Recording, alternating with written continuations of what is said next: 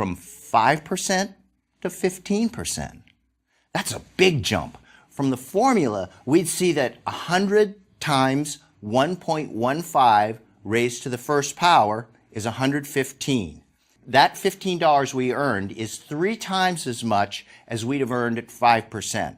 Let's give ourselves a big round of applause. After a year, we made a whole $10 more than we would have if we hadn't been really smart or really lucky. That extra $10 didn't sound nearly as impressive as tripling our rate of return, did it? We just learned an important lesson. For small investments and short investment horizons, the rate of return really doesn't matter very much in terms of the dollars that end up in our pocket. Realizing that the rate of return really doesn't matter very much for small investments and short investment horizons is an important lesson. Most people don't start investing by putting large sums of money to work right off the bat. High rates of return almost always involve high risk, and it doesn't make sense to take a lot of risk to chase a big return on a small amount. People who start out chasing returns usually find out that they can't sleep as well as they'd like.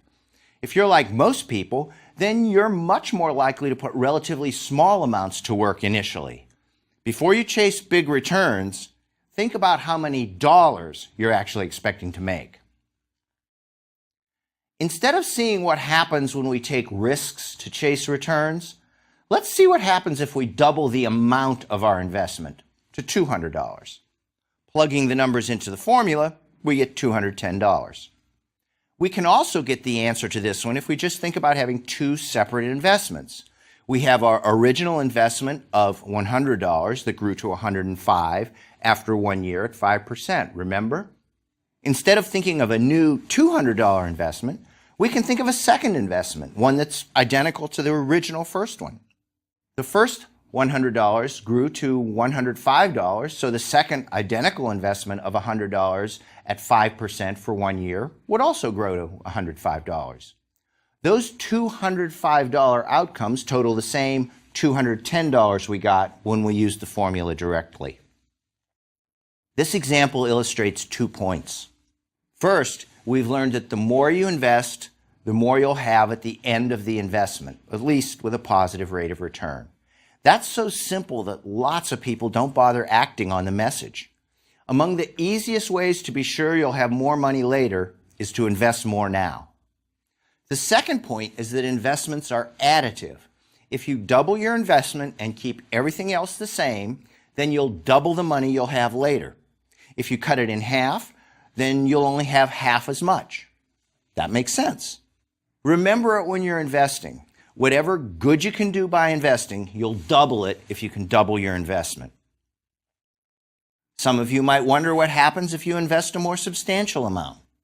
Let's say that after paying the bills and setting aside an emergency fund, you have $10,000 to invest.